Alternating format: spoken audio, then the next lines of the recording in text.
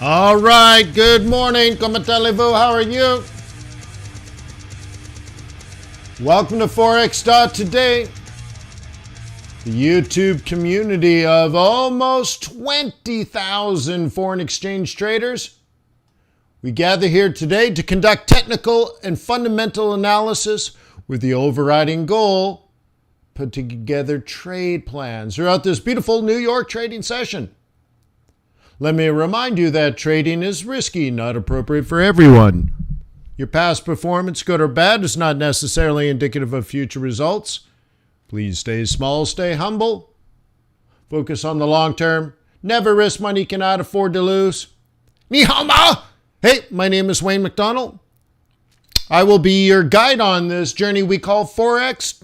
Like I said, technical and fundamental analysis is great. We can cover all of that. Sometimes we cover macroeconomics, monetary policy, central banking.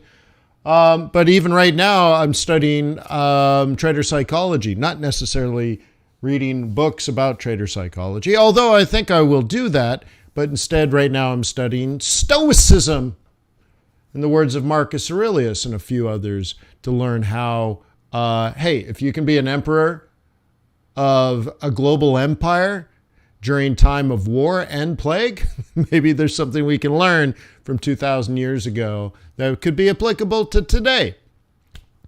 So anyways, very interesting stuff. So ask, and I am here to share. In fact, I consider myself a servant. So let me know how I can help. That is the raison d'etre. It's the whole point, yo. So let me know how I can help. So I do these live streams every day. It's a way for me to give back. And also a way for me to stay razor sharp all the time. But there are other resources that I've created because you guys have asked for it. So in the description below today's video, you'll see a link to my book. You'll see a link to my chart templates. You'll see a link to free training courses. You'll see a link in the description below the video for premium courses. Of course, if you pay for the premium training, which is a whopping $88 a year, it'll ask you, hey, since you're doing the video training, would you like to join one of our live trading groups? Cool. Right on. And then also in the description below the video, you will see a link to tradersway.com.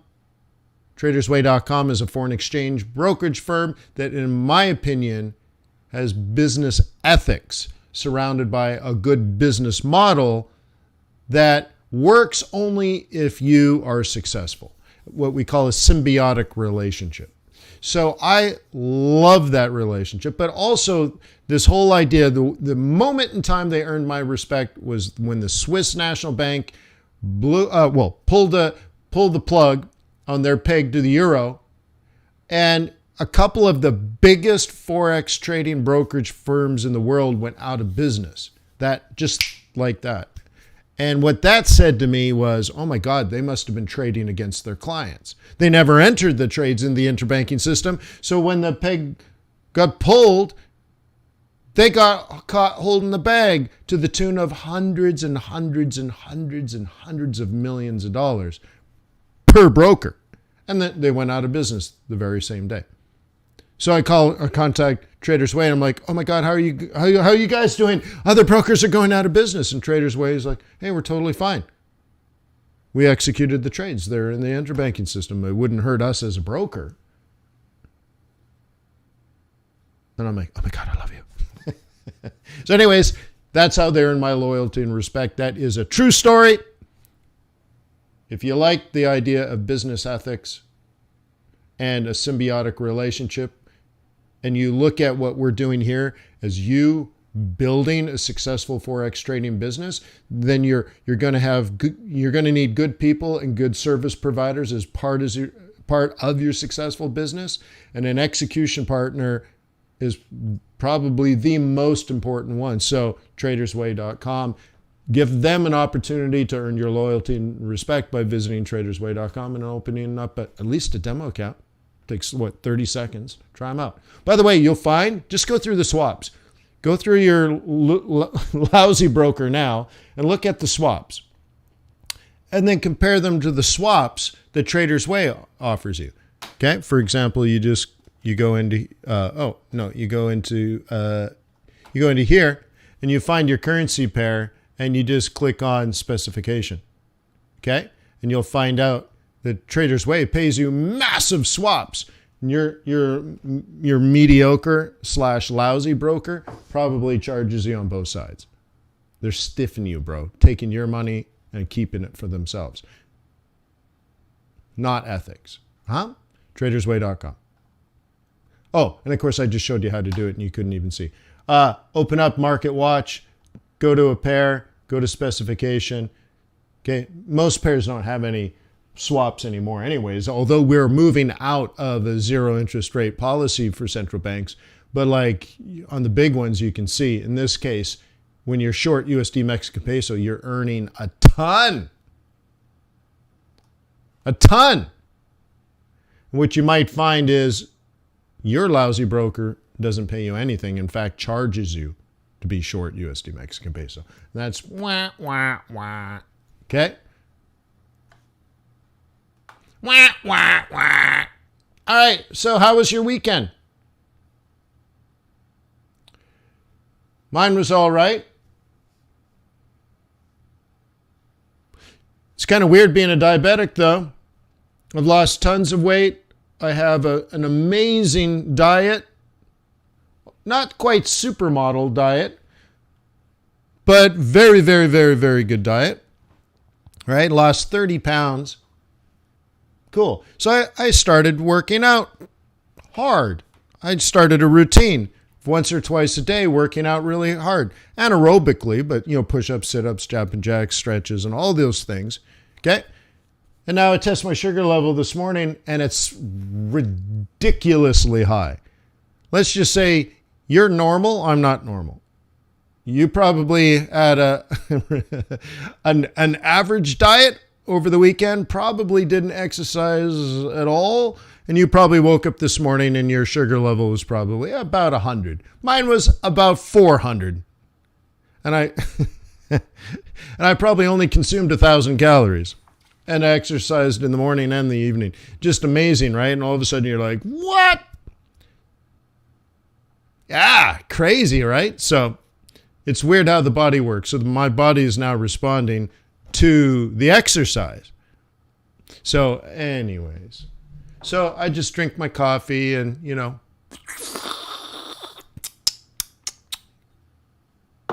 it'll be fine. Good day to look at peso? Okay. Why is today a good day to look at peso?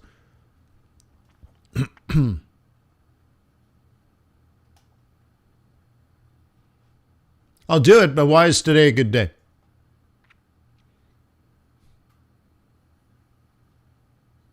Today is going to be a day. Okay, so here's a weekly chart. So I guess what are you looking at? Fib zone? Oh, I see what you're saying. Yeah, for the front run. All right. Okay. Yeah, I see what you're saying. Sorry, I just totally spaced out on that. Yeah. So let's change the template here. Time frame, monthly. Okay. Yeah, I see what you're saying. So the plan would be like that.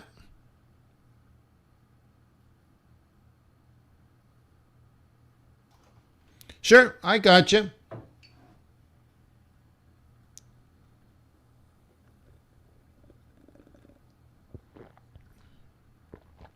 Oh, that tastes so good. Oh, so satisfying. It's not an addiction. All right. So anyways, yeah, I got you. Try again. Notice how it started at 2050. That's liberating, huh? Here, I'll show you. 20.500000, 20 and a half. Booyah. Sure. Yeah. Yes, remittance. Correctamundo. But let's see let's answer the poll. Let's do the poll.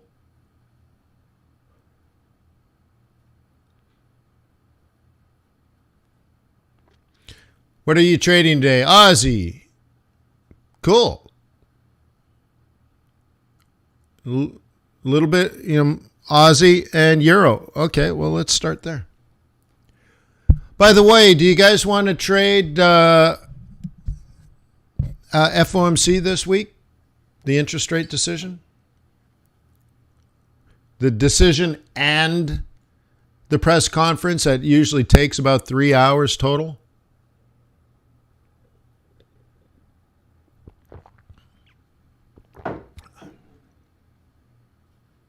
Yeah?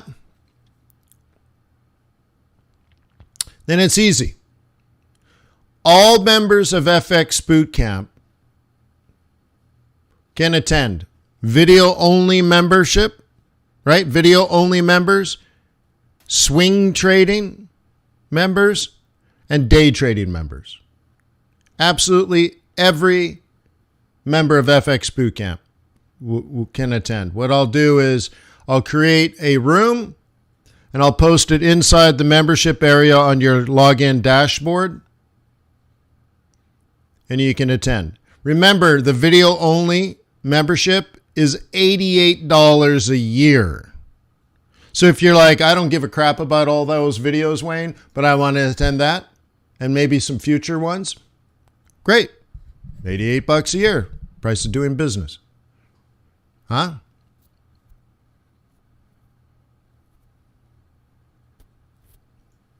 Nice, right?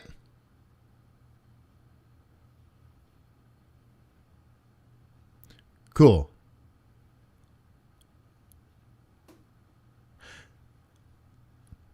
Will there be a replay option? Not for a 3-hour video of us just waiting for the Fed meeting the Feds to release their decision and then listening to the press conference. Am I gonna? No, there wouldn't be any value. You're either there or you're not there. Yeah. All right. I was thinking about long-term investments. Long-term, like something I could buy and hold for a decade.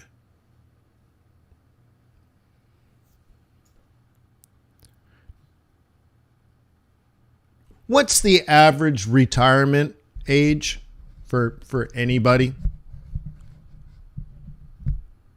What's the typical average mean retirement age for somebody in a in a developed country?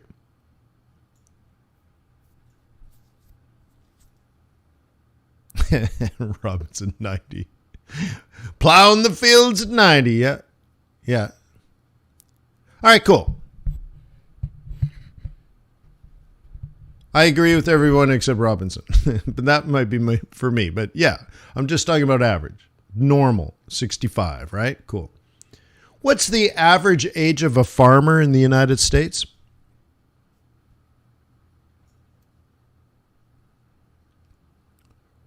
Oh, now you're probably clicking, huh?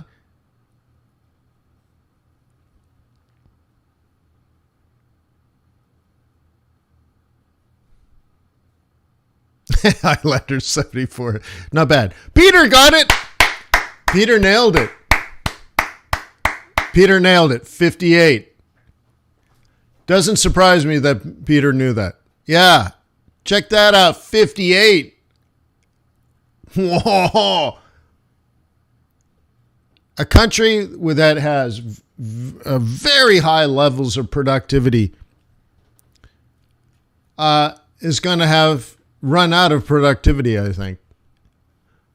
7 to 8, 9, 10 years from now. So, right? So by the time Lucas retires as a farmer and becomes a full-time hedge fund manager, guess what? Sorghum prices are going to go up. And everyone's going to say, oh man, you became a Forex trader? Shoot, you should have been a sorghum farmer. That's where the real money is, right? Son, I got one word for you. Grain. Yeah. And you're like, son of a biatch, what? Yeah. But anyways, isn't that interesting? We're going to run out of farmers. We're going to have a huge labor shortage in the United States.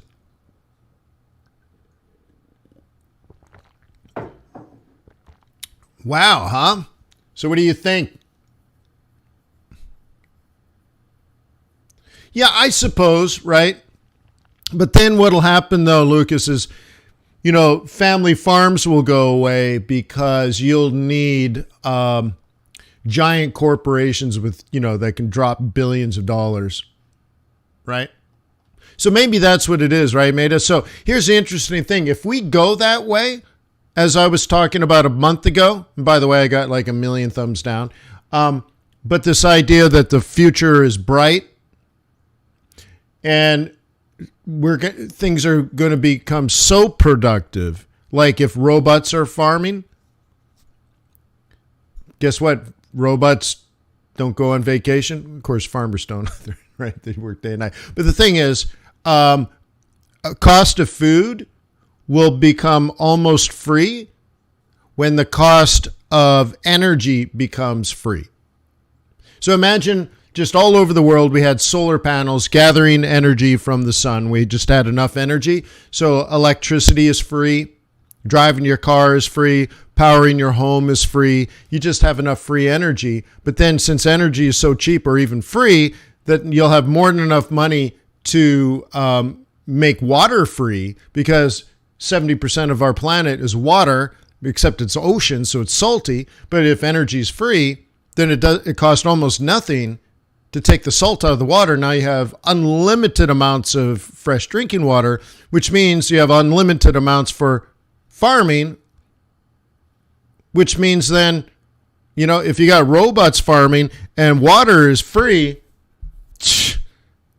cost of food becomes almost free. You see? So it could lead to a very interesting future, but there'll probably be like 5 CEOs that run all the farms on the planet, right? And there just won't be, like the Waltons. Yeah, that won't happen anymore, right? Good night, Johnny. You guys remember the Waltons? Yeah, that's over.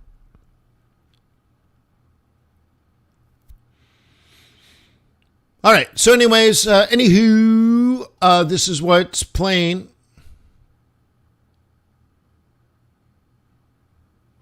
Yeah, and then we all work for the robots, Johnny? Yeah. What about Monsanto?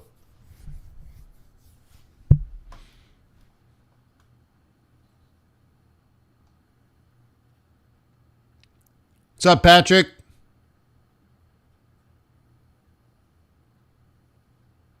Oh, is that right? Oh, well. Okay. Yeah, I guess so.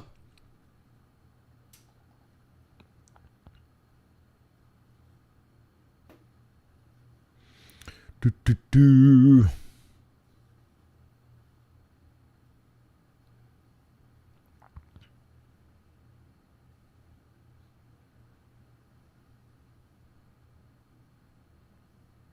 Bought them a couple of years ago. Yeah. Oh, right on. My pleasure. All right. So anyways, there's that. I know what I was going to do. I was going to bring up the video.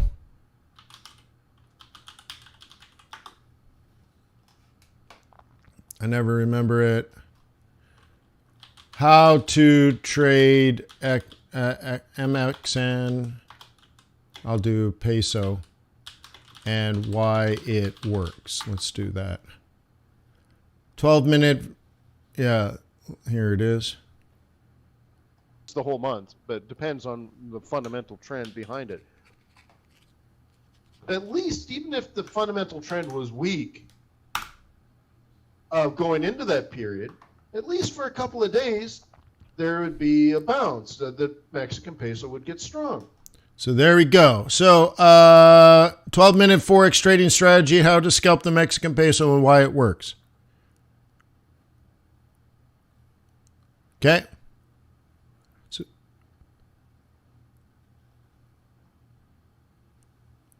Okay. Cool. So maybe do something to make the algo work, huh? Maybe do something to make the algo work. Maybe leave a comment and click thumbs up. Help a brother out.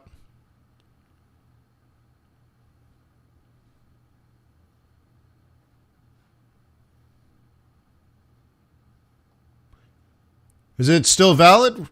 Well, it suggests that the beginning of the week would start like that. So you have the higher high, but then shields up, red alert, lower low, then lower high.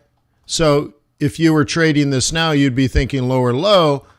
But what that video is telling you is that you should expect this to happen before it's happened. So now that it's happening, it might carry different weight because you would have expected it to happen anyways before anything happened. So like while this was happening, you might have said, well, maybe I'd take some profit because I think Mexican peso might get strong on the remittance trade. And the fact that that happens on Friday and this is happening on Monday, you're like, totally.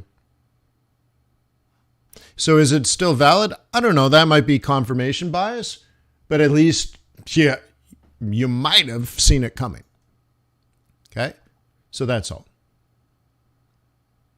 Oh, I got put into my Rand trade.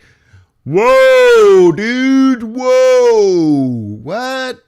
Stop it. Shut up. Look at that. I got put into my, oh my God. Oh my God. So anyways, it looks like I got put into this trade. Oh my God. All right. So, pray for me, Elvis.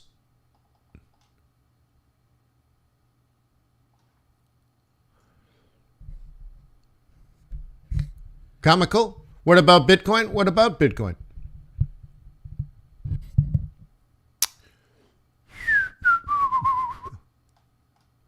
Okay. Try not to ask generalized open-ended questions, please.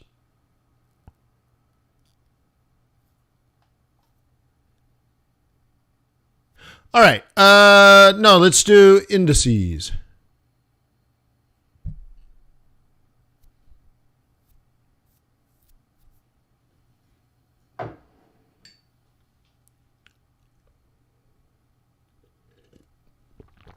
Yen strong, cool.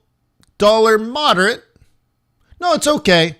It's just, Comical, I do this all the time. So when they're generalized open-ended questions, I kind of feel like I'm a monkey, and there's an accordion going on behind me. And they're like, can you make him do dance? Can you make him do a cha-cha-cha? And they're like, yeah, look, cha-cha-cha. Oh, can you do the, I just feel like a dancing monkey when it's like, why don't you do this? Why don't you do that? And like, why don't you ask me something specific? That's all. So no need to apologize. Just, that's how, to me, it feels, and of course, I'd rather know what you're thinking so that we can have a conversation and not me just tap dancing, Cool. That's all. So anyways, Aussie coming down. Euro going up. Okay, gotcha. CAD coming down. Yen going up. Dollar moderate. Swissy down. There's a mixed bag here. Okay, mixed bag. So this is going to really come down to what you think is going on and then plan accordingly. When it's a mixed bag like this, you're going to get a lot of like non-movers. So you take a trade and nothing happens. You're going to get fake outs. Right? It breaks out of a range and then pulls back into a range. Okay? So on and so forth. So just make sure you already know what you want to do. And if you're like, well, I don't know what I want to do, I just log in every day and I just figure it out. Well, then what you just figured out is you probably shouldn't be doing anything. Okay? But like, yeah, so we'll just leave it at that. The big event this week, of course, is non-farm payrolls, and trading could be sort of like, think of it like some people are going to get out of trades because of that risk event that is on the calendar. It's an event risk. Okay, is there going to be a chart here? Why isn't there a chart? Stupid. Why would I care about?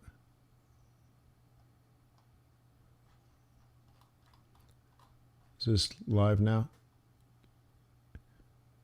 That's too high. There it is, VIX 33. That is live. Okay. So because of this event risk, and it's important, it's the reserve currency. Okay?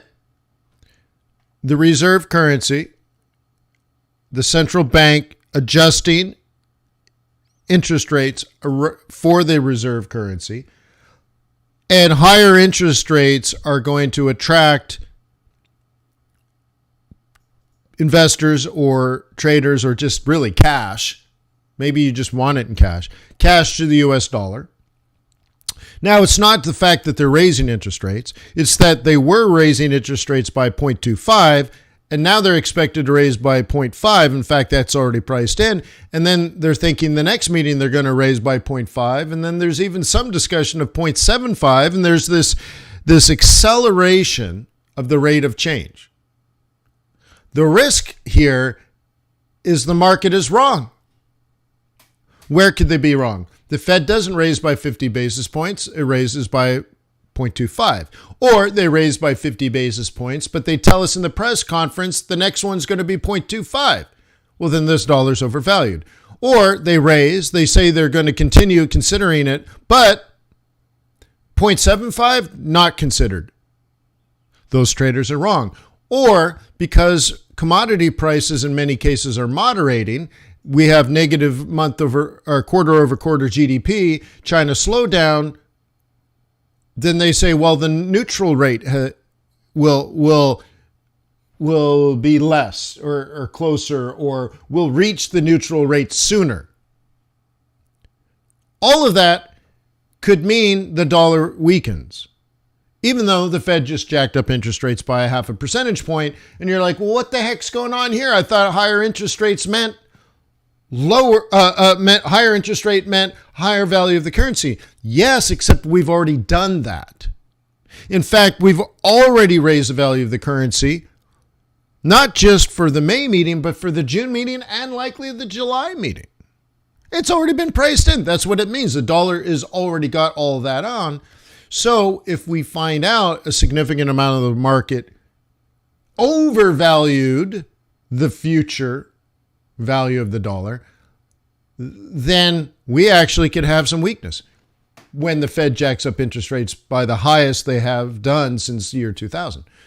So you're like, that doesn't make any sense. Yes, you have to understand behavioral finance, and no, you shouldn't be as simple-minded as they jacked up interest rates, therefore now the dollar gets strong. Well, here's the thing. If you believe something is going to be more valuable in the future, the moment you think something will be more valuable in the future, then you should buy it now. You understand? Like, as soon as you decided something's going to be worth more, that there's inherent value, you decide to buy it now because in the future it'll be worth more. So if you're looking at professional investors and they're going like, oh my God, Fed's going to jack up interest rates to 3% in the next couple of years, that's going to really strengthen the dollar relative to, currencies around the world, the dollar's going to get strong based on this. And they price all that in, even though maybe they hadn't even raised interest rates yet.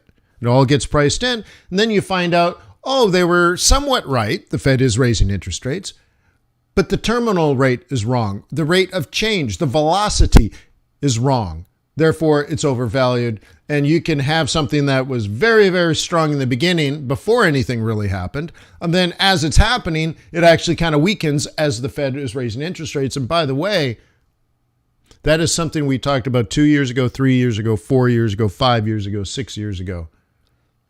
That you can be in a scenario where the Fed raises interest rates continuously over quarter, over quarter, over quarter, over year after year, but at the same time, the dollar weakens. It's just a different type of scenario that we have now. This is unusual. We have not had inflation for 20 years, for 30 years, for 40 years. Okay? So, but I am trying to tell you how pricing in has occurred and could be somewhat correct, but somewhat incorrect, and therefore it could change the value of the currency. Now, taking a look at, this is VIX. You know what this is? Don't say the fear index. Okay? You got to be more specific.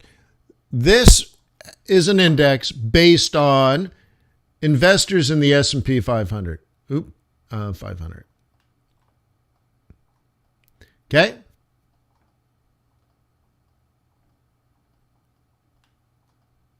Okay, so you take S&P 500 investors. Think of them as long-term investors that are going to hold the stock market for 10 years. Okay? They bought the stock, let's say they bought Apple 8 years ago. Okay? They bought Delta Airlines during the 2008 financial crisis for $5. It's a $50 stock now. Bank of America, I bought it $5. I don't even know what it's worth now. Okay? Cool. So those are S&P 500 investors. And when the stock market comes down, they don't bail out of their portfolio. They've constructed a portfolio. But they do need to hedge. So how do you hedge? Options. So this index is based on how many options have been purchased to hedge S&P 500 portfolios.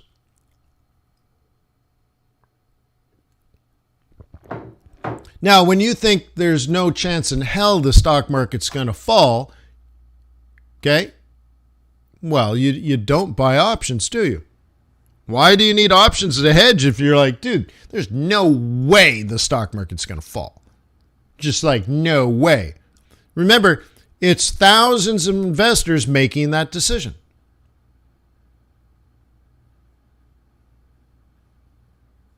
Black-Scholes.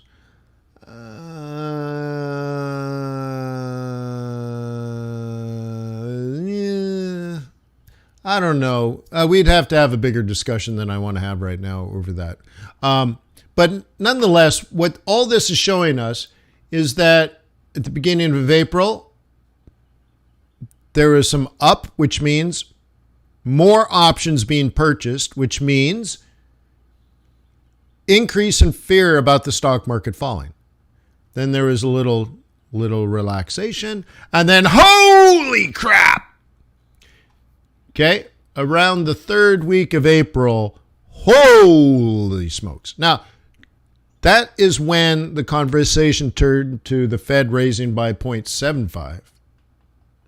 And if that does occur, not in this meeting, in probably June or July is the conversation. And if that occurs, mathematically, okay, the present value of the stock market is equal to the future value of the stock market over 1 plus I to the n, which just means if the Fed's going to go from 50 basis points, and that's priced in, but instead they decided to go by 0.75, then the present value of the stock market falls.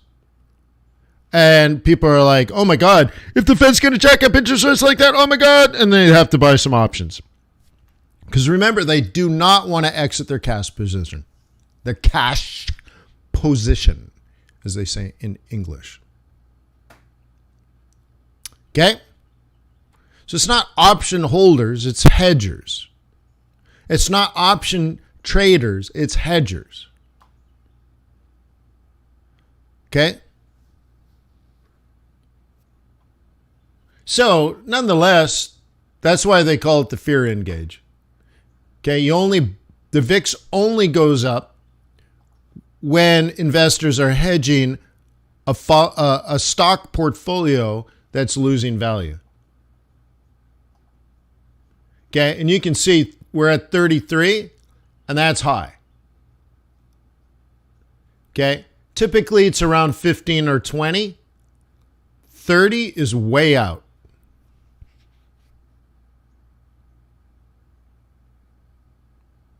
What do you mean sell your options again? An option expires either worth money or worth no money. It's not a futures contract.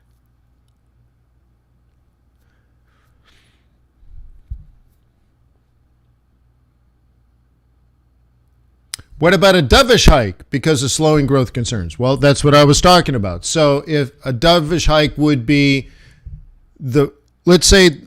let's not make it too radical. The Fed raises by 50 basis points this week. Done. The dollar is strong. It's already strong. So we haven't learned anything. Irrelevant. Okay? Cool. Then we go to the press conference and they sound dovish. They're like, well, we're looking at the data and the data is significantly improving. Okay, Richard? Which then is saying the Fed would raise next meeting in June. But now we're like, oh my God, by only 0.25, not 0.50. Half as much. That would be a dovish hike, which would then mean the US dollar is overvalued because we've priced in double that. So now if they only do half that, the dollar's overvalued and therefore the dollar would weaken because the rate hike is actually somewhat good news. And when there's good news, the dollar is weak. Because then it suggests all kinds of things. For example, interest rates could be 1, 2, 3, 4, 5. Okay? So that would suggest how fast could you get there if it was over time? I guess I wrote this backwards, right? Time. Anyway, so let's say if you took lots of time to get to that rate, okay, or a small amount of time. I think I did this backwards, but 1 year, 2 year, 3 year, 4 year, 5 year. So these are years. This is rates. So depending on how fast you get to, right? And then how far are you going to go before you stop? So you could say, well, we priced in this, but we find out that's no good. So we're going to get to whatever terminal rate slowly. So this is where we are now, which changes all kinds of things. And then let's say we used to plan for interest rates going to 3.5 at some point, but now we're only going to go to 2.5. So what happens is we're changing quite a bit, right? We're changing quite a bit. So if we think we're going to go far and fast versus low and slow, then the valuation of the currency must change because not of just the terminal rate, but also the velocity.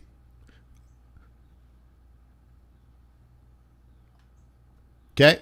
Which would be epic if something like that occurred because the US dollar would weaken. And because what that tells the world, let's take economics one step further. The translation, the news to use is that, okay, the Fed's going to normalize and we probably need that, so that's not bad. But also the Fed's not going to cause a recession in the next 2 or 3 years, so that's also good news. Stock market goes up, real estate goes up, the value of the dollar goes down, and game on. Risk on, demand up, and then we just have to deal with supply. Okay? Cool. How many people liked the discussion of the VIX?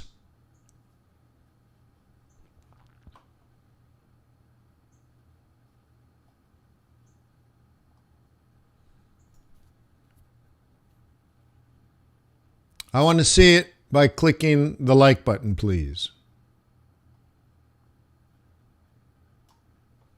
Okay. So, but you hear on TV, oh, the fear index, and people are like, okay, it's the fear index. I'm like, what the hell does that mean? Wait, you're plotting mathematically people's fear? So it's just too simple. You just got to know the indicators.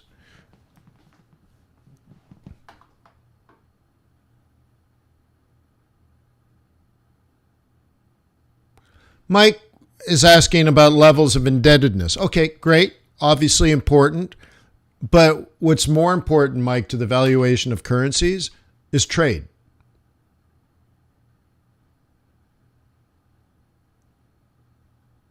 Okay? Okay? So, how many poor people own their own house?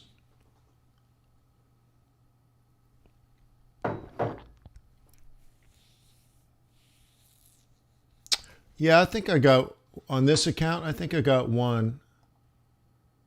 Yeah, I'm up 95 pips on Kiwi dollar or Kiwi yen on this account. Yeah. I'm up about 18% for the year, which ain't bad because it's just May 1st.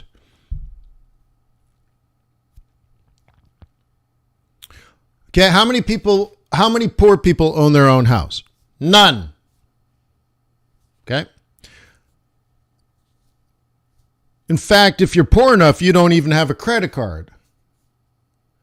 And if you're poor, you probably don't have any credit. Why? You don't own any assets. And you're poor because you don't make enough money relative to your expenses. So you can't save, you have no asset. You can't invest, you have no assets. So you have no debt. You're debt free. You're like, oh, well, I got $1,000 debt to something. You're like, dude, nobody cares about $1,000, right? You're supposed to have millions saved for retirement. And you're like, well, I don't have any money, but I have $1,000 in debt. Okay. So the thing is, there's just nothing there. Poor people have no debt because no one will lend them money. So to go around the other way, like, so what does matter? Well, rich people, let's say not extraordinarily rich people, let's say middle class people with careers and all that kind of stuff, they own a home. But they also have debt in the form of mortgages. They have debt in the form of, let's say, credit card debt. And they might lease a car instead of buy a car. Okay? But there's assets associated with the debt, sort of. But there's also income. And then you get to the next level, you're a billionaire real estate investor. And you drive around in a Bentley. In fact, someone else drives you around in your Bentley. You own an office building. You got 25 employees. Okay? You live in a mansion. Okay? You have $1 million bathroom. And you fly around in a private jet. And you're loaded with debt. Every single investment you have, this apartment building, that hotel, that infrastructure project, you have $100 billion. You have $100 billion in debt. And you're like, yeah, it sucks. And you're drinking champagne on your jet with someone far too good looking for a person like you. So we got to be careful. Now, going back to this idea like emerging markets, is that good for them being strapped in debt? Well, what I was saying is what matters most is well, first of all, how they spend their debt. They borrowed money, so what did they do with it? Okay, that is hugely important. But the second thing is you have to have income. And that's like the idea of someone with $1 billion in debt, $10 billion in debt. If they own assets, okay, then their balance sheet probably balances. Also, there's income associated with that. And so you might have billions of dollars in mortgages, but you have tens of millions of dollars of profitable income. actually net operating income. So you take your expenses to maintain all those properties, right? We have your income from all of those properties, subtract by all your expenses from the properties, and then and then you got to subtract your debt or your financing costs of all the mortgages you own, your tens of billions of dollars of mortgages you have to pay interest rates on or interest on. So you subtract all those costs and the principal that you pay down, anyways. And then you got your own overhead, like your staff and your taxes and all that. So you take all that. And at the end, you're down to, trying to live on only $1 million a month. But you have billions of debt. But debt attached to an asset, and it's considered an asset because it has income. Okay? So if an emerging market is similar, it's South Africa has a lot of debt, let's say. But if their income from trade is higher, then they can support the debt.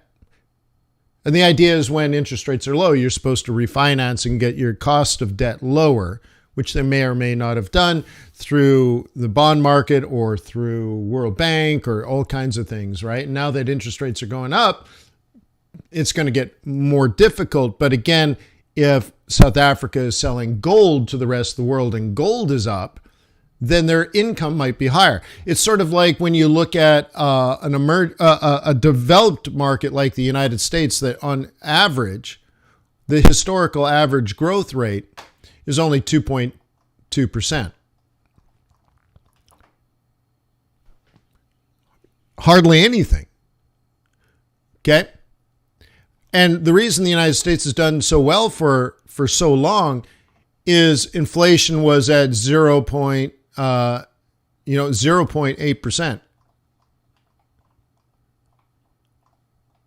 So with growth, aka nominal GDP growth, okay, that's good. So now if this goes to 6.8, then now inflation is higher than growth and becomes a problem. So another way of looking at it is you have debt versus income. Okay. So as long as there's trade, as long as the emerging market has trade, which means they're selling goods and services to foreigners, then they have income.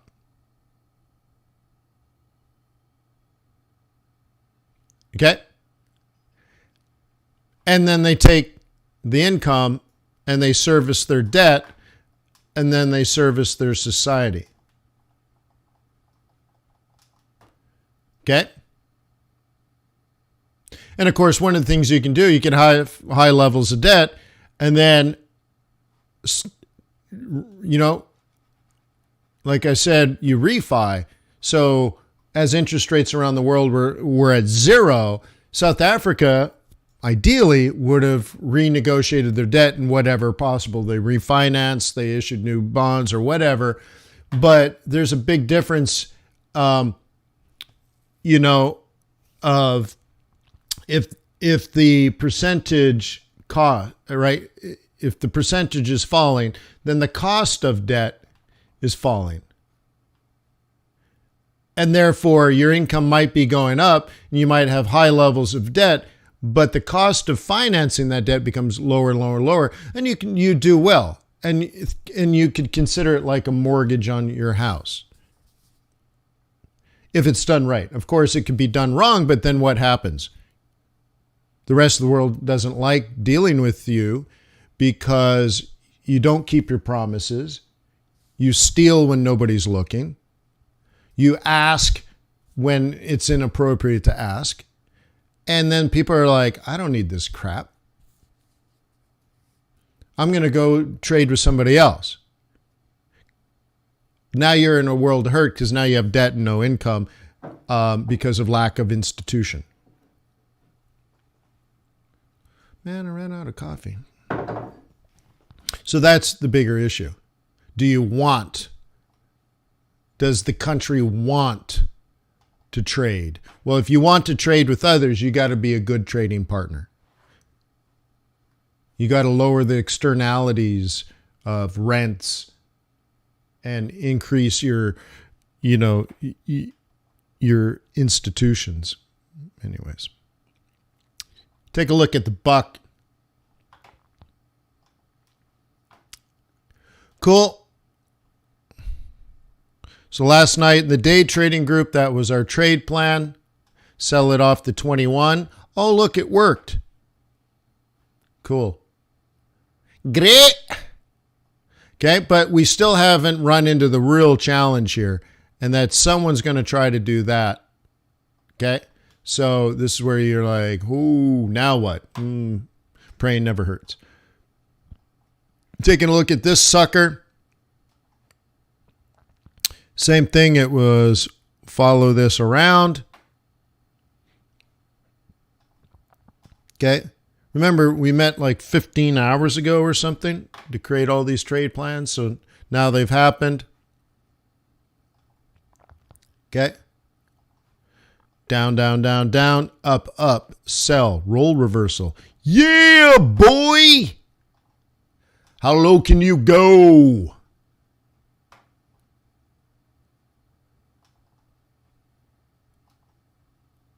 Okay. Once again, back is the incredible Rhyme Animal. There we go. Okay.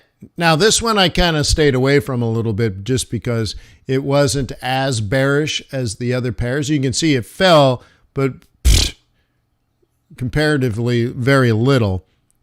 So really, what happens in the stock market today will dictate a lot.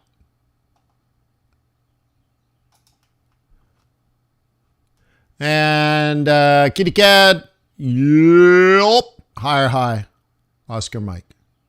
Okay, look at that nice little entry on the central pivot. Gone, snap. That's crazy, man. Crazy. The thing is, I just didn't want to do that, and holy smokes, I stayed away from that one because I want this to go down.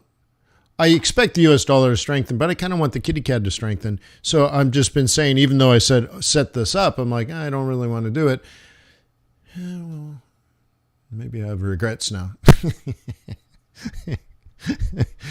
I did what I did and I got what I got. Okay. Taking a look at these ones. Okay. Here's what we're stinking. Nothing's happened all night long, all night long, all night. Oh, this is another one to stay away from, but the general plan is if the others roll over, this will eventually roll over. It's the less good of all the trades, but it's still technically set up aight. And you can consider it maybe kind of like a head and shoulders. Okay, there's your neckline. There's your shoulder line. Okay, so now maybe down, break, okay, and then retest. Maybe. But like I said, that is the most bullish of all the bearish trades. Okay, here's one I did last week. This was Friday's trade. Hey, you're welcome.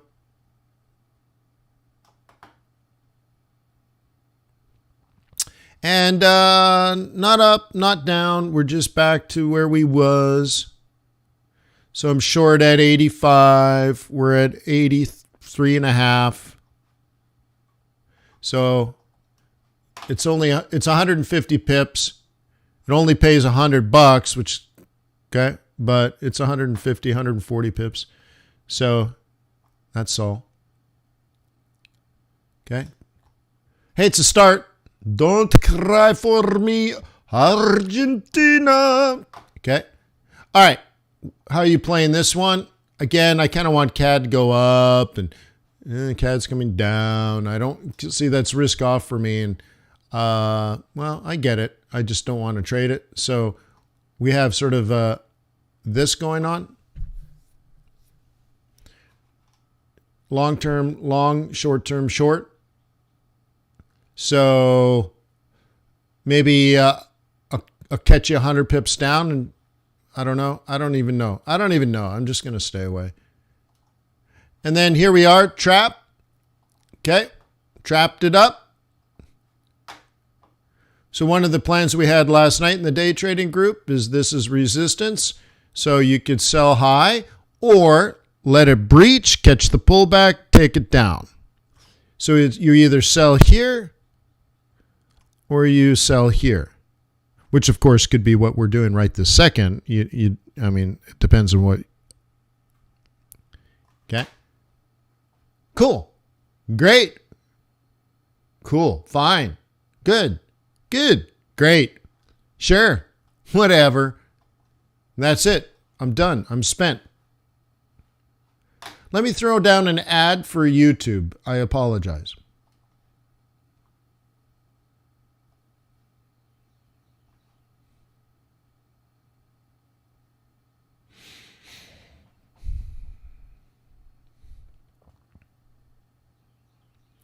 And then I want to go back to the Rand. I just want to go back to this idea of 16. How far are we from 16? Let's go on to the hourly. Where's 16? I'm going to mark 16. Boop, boop, boop, boop. 16.00000000. There it is. So that's sort of the play. That's kind of what I'm playing here. You got it?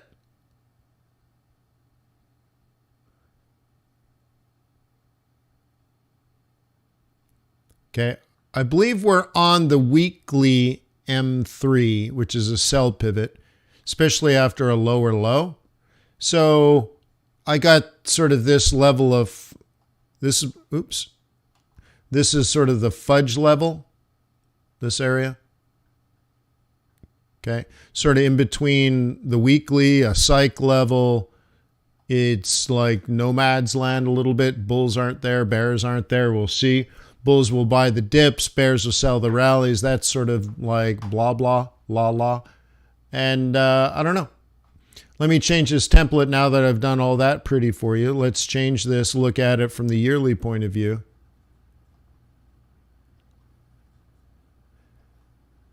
And we're just shy of the yearly M3, which is just above 16, in fact, which is where we started the year. So we don't know the future. So let me tell you, and it's probably not good for South Africa. So this is probably a dumb trade. But I've done dumber things. But there are two trade plans that are in the market right now. This one and this one. Those are the only two positions I would say that are in this market. You got to pick one team or the other. Okay? And to make it even clearer, okay? Like that was bearish, and this would be considered bearish as well. Okay? The interesting thing, and probably where we're going here, is that this predicts that, and that maintains dollar strength. So if anything, that's probably the right thing. Okay?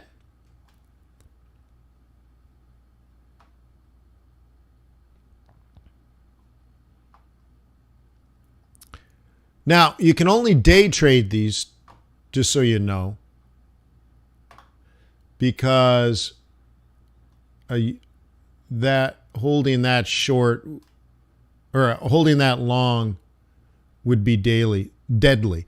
So you earn a huge swap if you're long South Africa, if you're long the South African Rand. If you're short, meaning you're buying US dollar and short Rand, so you want this to go up. So if you're long this, you'll be devastated about how many pips you have to pay in negative swap.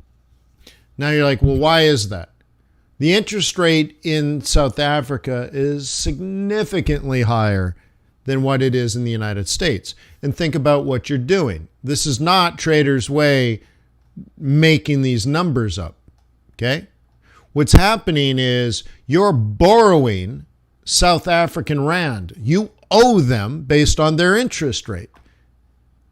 And their interest rate is huge. You're borrowing money at very, very, very high interest rates. And then you're investing that money in America.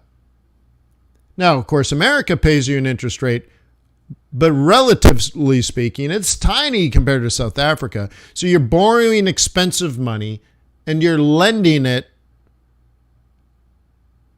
for cheap money. Now, maybe the dollar appreciates and you make it back because of the appreciation. But nonetheless, every day you're going to have to pay a very high interest rate on the money you borrowed. Okay? So it's like, I'll just make up a number. Let's say you have to pay 8%. Okay? And then you lend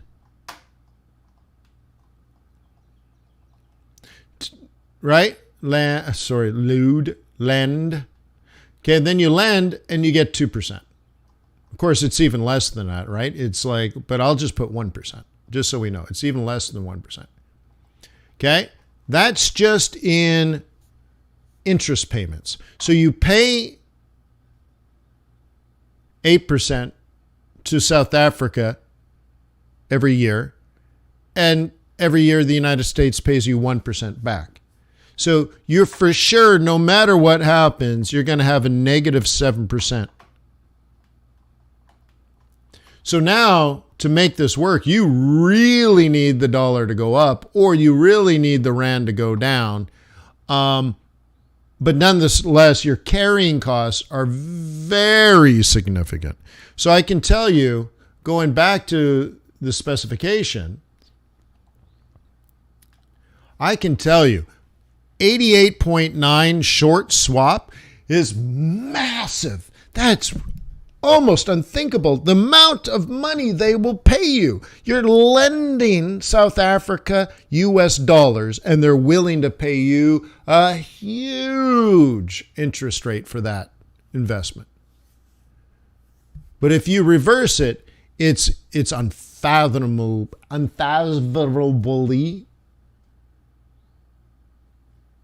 high.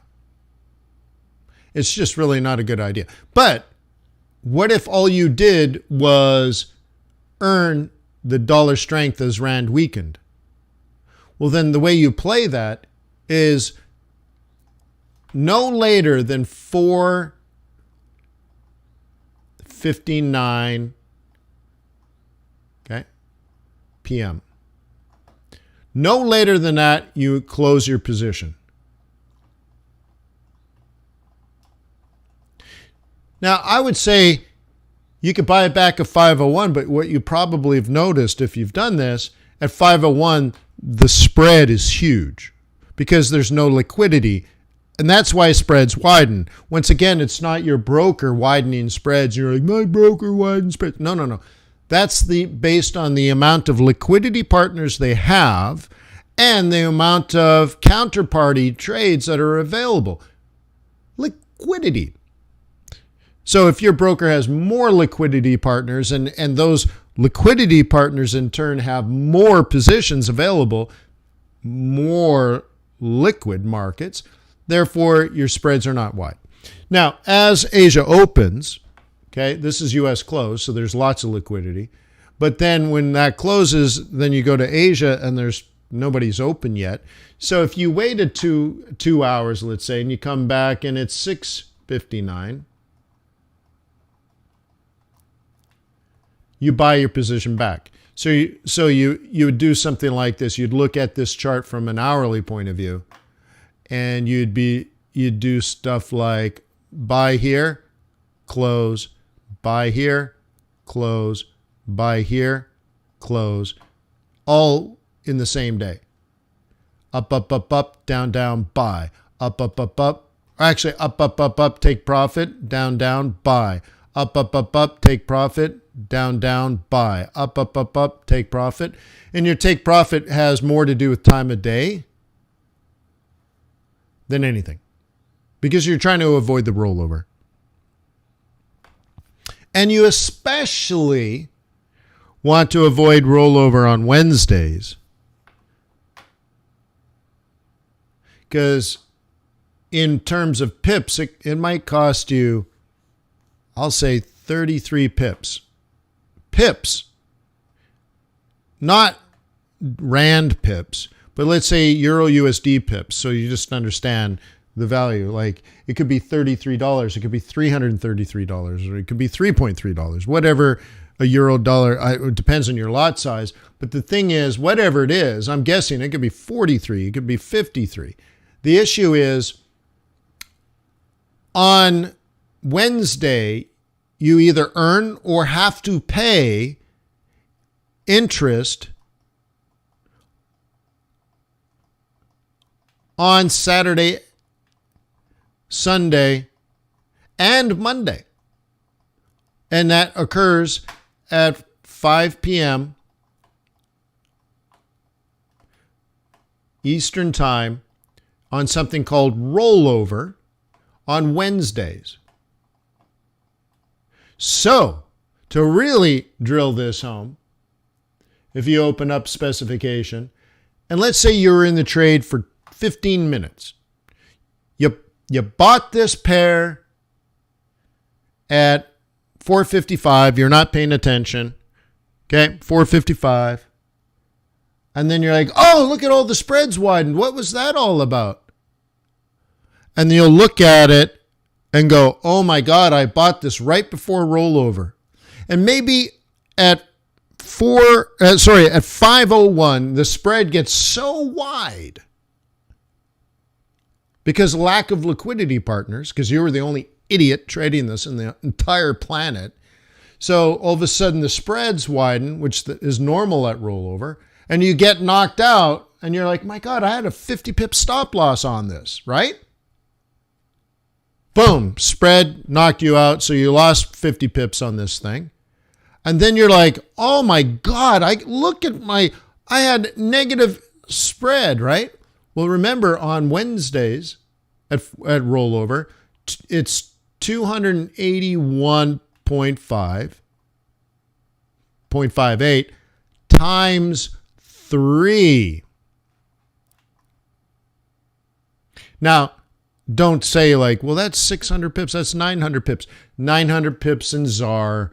And then you got to like convert it and all that kind of stuff. But let's just say it's going to be expensive relative to any other currency on the planet. That would be like the worst case scenario.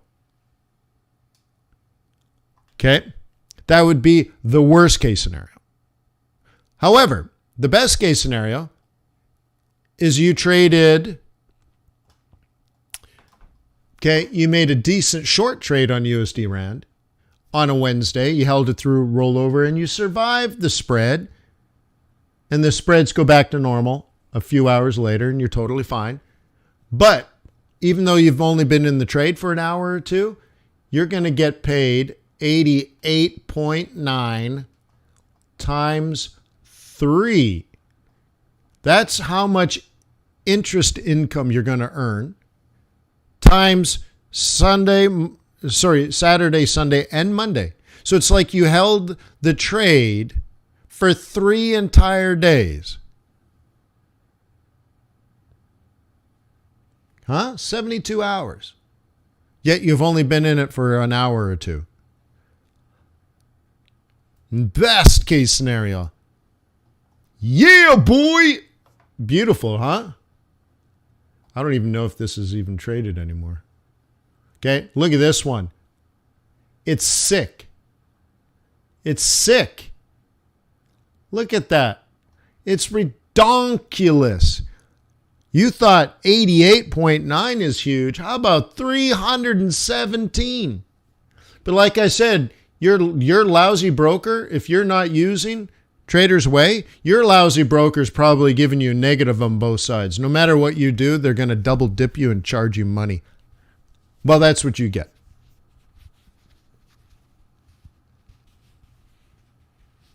Okay? That's what you get. So anyways, make a decision here. Okay? I just can't bear looking at it. Yeah, sorry, I can't do it. It was from a previous discussion. Maybe it hits 16, comes down, whatever. But I don't even remember what we were discussing on that a few days ago. So anyways, I'll just close that. So I guess that's it. I think we're done here. Okay. Oil's down to support. Bitcoin. I thought Bitcoin was up, but now it's down. I guess depends on what you call up. Gold is down. Okay. Last time I looked, copper's down. A bunch of other things are down. So that's all very deflationary.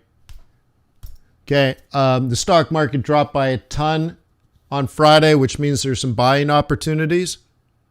But remember, I don't think any problems have been solved. Warren Buffett has been buying, which means there's blood in the street, which I love.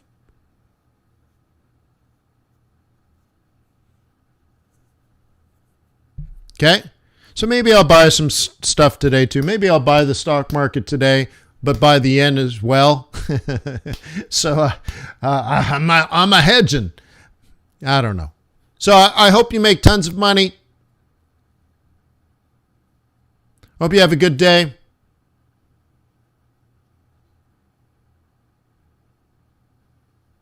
Hope you enjoyed the conversation.